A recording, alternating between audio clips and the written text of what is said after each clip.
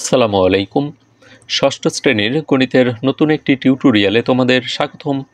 আরও একবার দ্বিতীয় অধ্যায়ে অনুপাত ও শতকরার এটি পঞ্চম পাঠ। পঞ্চম পাঠে থাকছে ৫১ পৃষ্ঠার অনুশীলনী ২.২-এর ৭ থেকে ১২ নং প্রশ্নের সমাধান। এর পূর্বেও একটি পাঠ দেওয়া হয়েছে অনুশীলনী ২.২-এর, সেই পাঠটি অবশ্যই দেখে নিতে হবে, তাহলে এই পাঠটি তোমাদের কাছে সহজ হয়ে যাবে। তো সমাধান শুরু করছি ৭ নং প্রশ্নর দিয়ে। মুসান্না বইয়ের দোকান থেকে একটি বাংলা রচনা বই ৮৪ টাকায় ক্রয় করলো। এখানে মুসান্না হচ্ছে একটা নাম। তোমাদের পরিচিত নামে কেউ মুসান্না আছে কিনা, চাইলে তোমাদের কি হয় অথবা তোমাদের মাঝে কেউ এই নামে আছো কিনা কমেন্টে জানাতে পারো। একটা বই কিনলো ৮৪ টাকা দিয়ে, কিন্তু বইটির কভারে মূল্য লেখা ছিল ১২০ টাকা। সে শতকরা কত টাকা কমিশন পেল?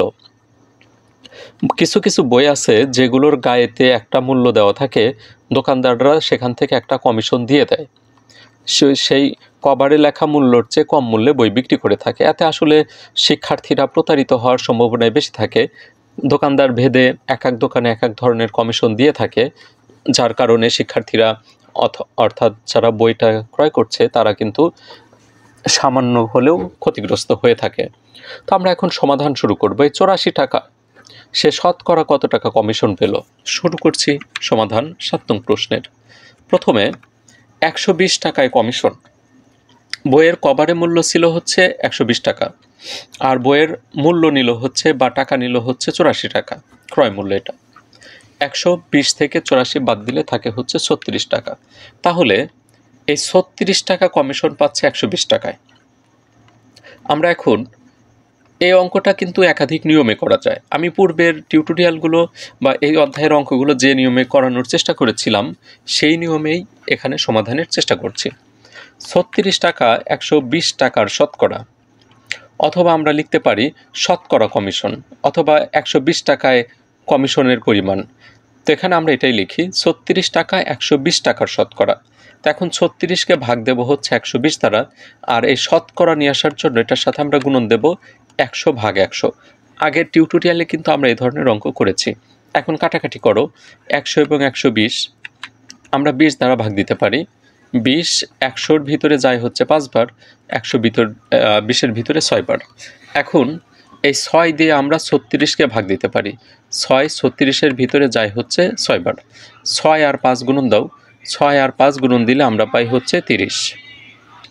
আর এখানে আমরা রাখবো হচ্ছে ১ ভাগ হচ্ছে ১০০। এখানে তোমরা ৩০টা উপরেও রাখতে পারো এই একের কাছে, পরের লাইনে ৩০টাকে সামনে এনে এখানে ১ ভাগ ১০০ রাখতে পারো, অথবা সরাসরি শতকরাও নিয়ে আসতে পারো। তো এখানে ৩০ ঠিক থাকবে, আর ১ ভাগ ১০০-র পরিবর্তে শতকরা চিহ্ন বা পার্সেন্টেজ বসে যাবে। তো তাহলে শতকরা কত টাকা করে কমিশন পাচ্ছে? শতকরা কমিশন ৩০ টাকা, মানে ১০০ টাকায় ৩০ টাকা ছাড় পাচ্ছে। এটি ৭ নং প্রশ্নের সমাধান। ৮ নং প্রশ্নের সমাধানে চলে যাচ্ছে। একজন চাকুরিজীবীর মাসিক আয় ১৫,০০০ টাকা আর মাসিক ব্যয় হচ্ছে ৯,০০০ টাকা। তার ব্যয় আয়ের শতকরা কত? তা আমরা সমাধান শুরু করি। মাসিক আয় ১৫,০০০, মাসিক ব্যয় ৯,০০০। এ দুটি লাইন না লিখলেও চলবে। তাহলে এখানে আমরা বের করব ব্যয় আয়ের শতকরা কত। অতএব মাসিক ব্যয় মাসিক আয়ের শতকরা, মাসিক ব্যয়কে ভাগ দেব হচ্ছে মাসিক আয় দ্বারা। ব্যয় হচ্ছে ৯,০০০ আর আয় হচ্ছে ১৫,০০০, আর শতকরা নিয়ে আসার জন্য আমরা গুণন দেব ১০০ ভাগ ১০০। এখন ভাগ দাও, এই ১০০ দ্বারা ১৫০০কে ভাগ দেওয়া যায়। ১০০ ১৫০০-র ভিতরে যায় ১৫০ বার।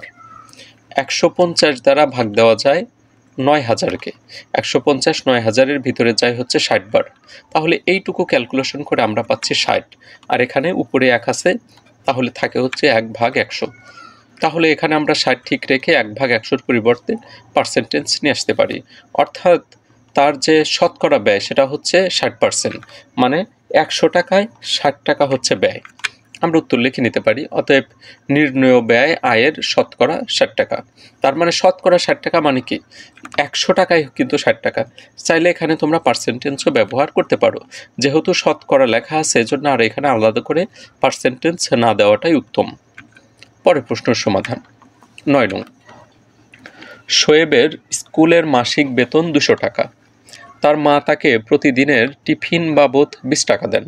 তার প্রতিদিন টিফিন বাবদ খরচ মাসিক বেতনের শতকরা কত? সমাধান শুরু করছি। মাসিক বেতন 200 টাকা, দৈনিক টিফিন খরচ 20 টাকা। এখন এই টিফিন খরচ আর মাসিক বেতনের হচ্ছে শতকরা নির্ণয় করতে হবে।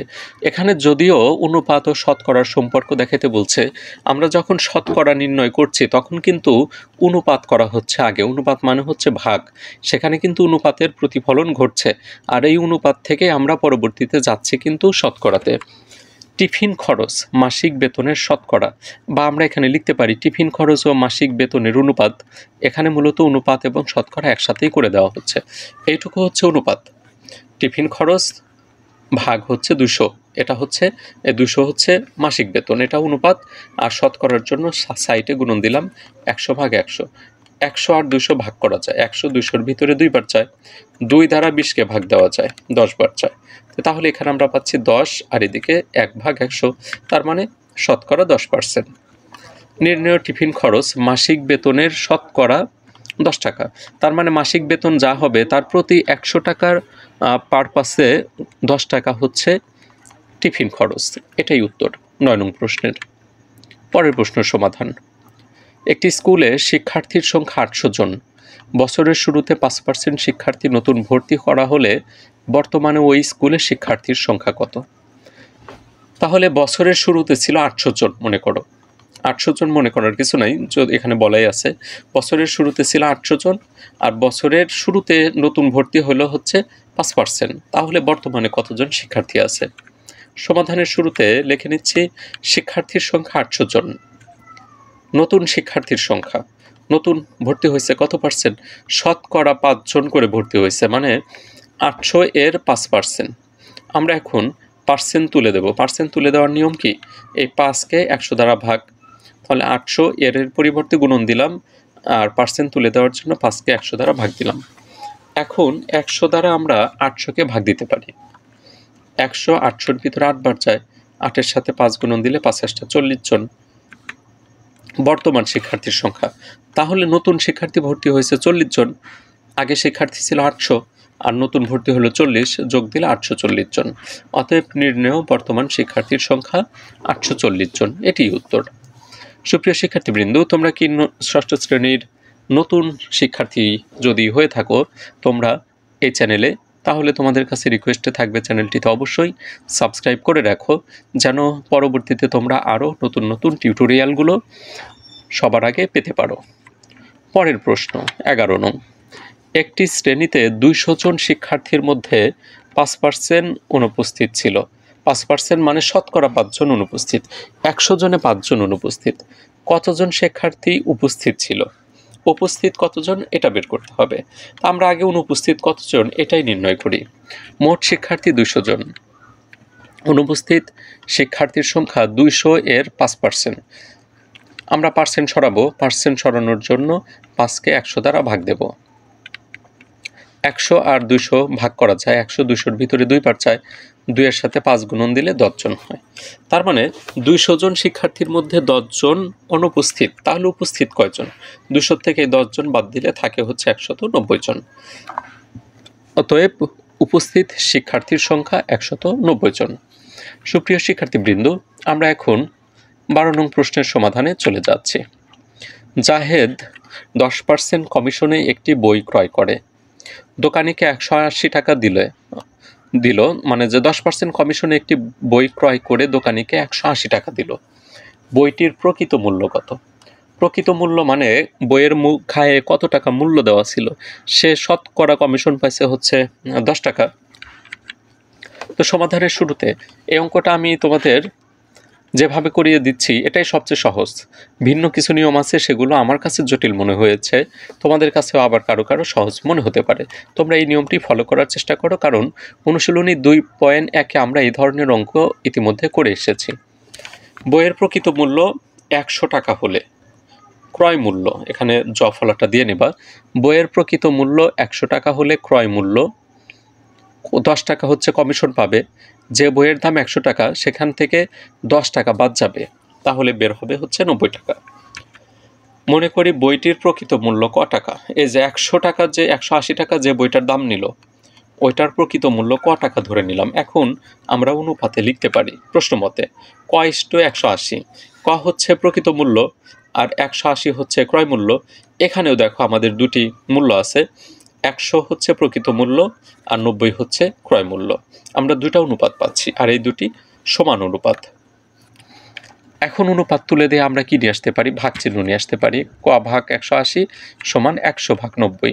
এখন আড়াআড়ি গুণন করো, উপরে নিচে গুণন, অথবা কর মান যেহেতু বের করব, 180 এখানে ভাগ আকারে আছে, অপর পাশে গেলে গুণন হবে, তো অপর পাশে আছে হচ্ছে 100 ভাগ 90, তার সাথে গুণন হবে। আর গুণন বলতে উপরেই বোঝায়, উপরে গিয়ে গুণন হলো 180।